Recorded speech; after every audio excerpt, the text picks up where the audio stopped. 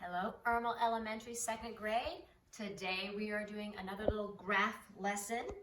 As you can see, I have a bar graph. What we are going to do is we're going to take the information in this bar graph and we are going to turn it into a tally graph. Very easy. I'm sure you already got it, but let's begin. We're going to take this information from a bar graph and turn it into a tally graph. So let's take a look at our bar graph. We always know we need to look at the title, color of fish in tank.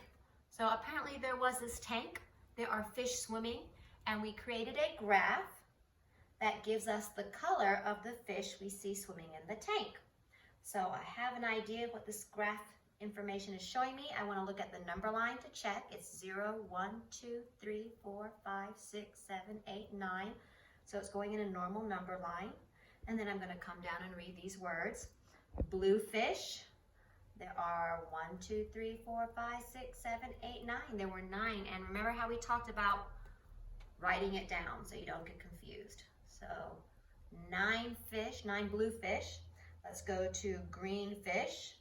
1, 2, 3, 4, 5, or follow that line 5. There were 5 green fish in that tank. Let's go to our last one, red fish. 1, 2, 3, 4, 5, 6, 7. Follow that line just to make sure. 7. Always like to double check.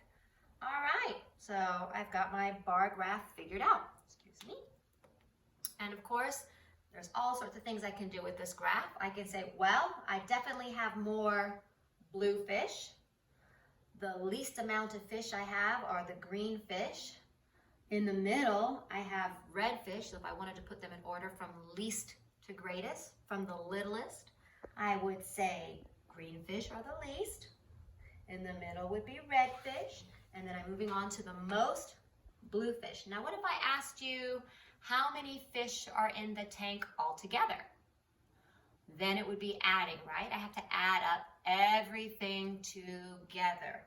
So I can start with the 9. And I'm going to add the 7 first. So I would take 1 from the 7, make that a group of 10, and then add 6, 16. Or I could go 9, 10, 11, 12, 13, 14, 15, 16. And then with 16, add the 5. 16, 17, 18, 19, 20, 21. So I know in total there are 21 fish in this tank.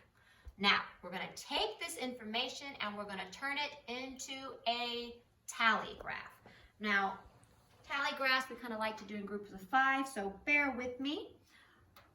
I'm going to start by making my graph, and I need to know what type of fish I have. Blue fish, green fish, red fish. So, let's go on it. Blue fish. B-u-u fish. Fish. Next one is what? You should have a better memory than me. Green fish. Gonna go put green fish. And our last one was red fish. Ed fish. Fish. All right, so I kind of have my things labeled.